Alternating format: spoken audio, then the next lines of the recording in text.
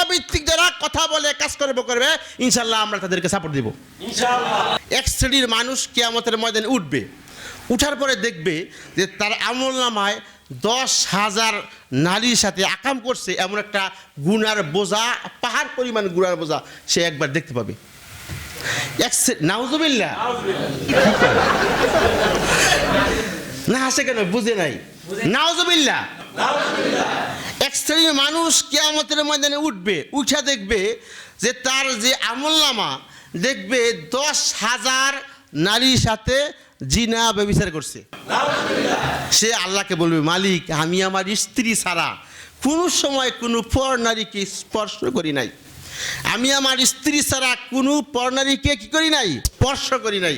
আমার আমলনামায় আমার খাতায় দেখতেছি 10,000 নারীর সাথে আমি জিনা ব্যভিচার করেছি। এটা কেমনে হইল? আল্লাহ বলবে পাশের দিকে তাকাও।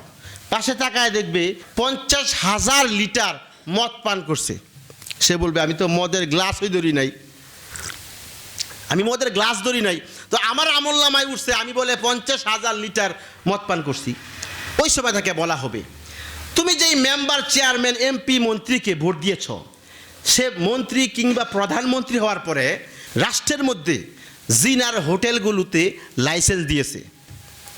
ওই হোটেলগুলোতে দৈনিক শত শত নারীর সাথে আকাম করছে। এইভাবে 10,000 নারীর সাথে আকাম হয়েছে ওই হোটেলগুলোতে। তুমি তাকে সমর্থন দিয়েছ, তুমি তাকে সাপোর্ট করেছ, সাপোর্ট পাওয়ার পরে সেই আকামগুলো করছে পার্সেন্টেজ আকারে, তার তো গুণা হয়েছে ওই পার্সেন্টেজ আকারে তোমার আমলনামায় আসছে।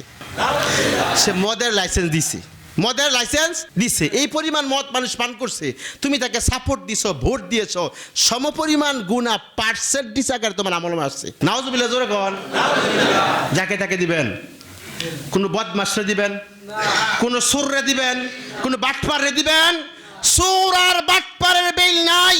কোরআন সুন্নাহ ভিত্তিক যারা কথা বলে কাজ করবে ইনশাআল্লাহ আমরা তাদেরকে সাপোর্ট দিব ইনশাআল্লাহ। তো আরেক শ্রেণীর মানুষ উঠবে, উঠে দেখবে ওরে সুবহানাল্লাহ, তার জীবনের আমলনামা দেখবে পাহাড় পরিমাণ সওয়াব। আমার জীবনে এত আমল আমি করি নাই। তখন মালিক বলবে, দেখ রে, তুমি যাকে সাপোর্ট দিয়েছ, যাকে ভোট দিয়েছ, যাকে নেতা বানিয়েছ, এই লোকটা যখন নেতা হয়েছে তখন সমাজের অভাবগ্রস্ত এতিম মিসকিন, রাস্তাঘাট সব কিছু করেছে, বিধবার দেখাশোনা করেছে, এতিমের দেখাশোনা করেছে, একবারে ন্যায়পরায়ণ বাদশা ছিল, রাষ্ট্রটা চালিয়েছে আল্লাহর হুকুমে, রসুলের তরিকায়। ওই ব্যক্তি রাষ্ট্রপ্রধান হয়ে তোমার ভোটে রাষ্ট্রপ্রধান হয়ে রাষ্ট্রপ্রধান যেই পরিমাণ সওয়াব অর্জন করছে পার্সেন্টেজ আকারে সমপরিমাণ সওয়াব তোমার আমলনামায় আমি লিখে দিছি। কথা বুঝছেন?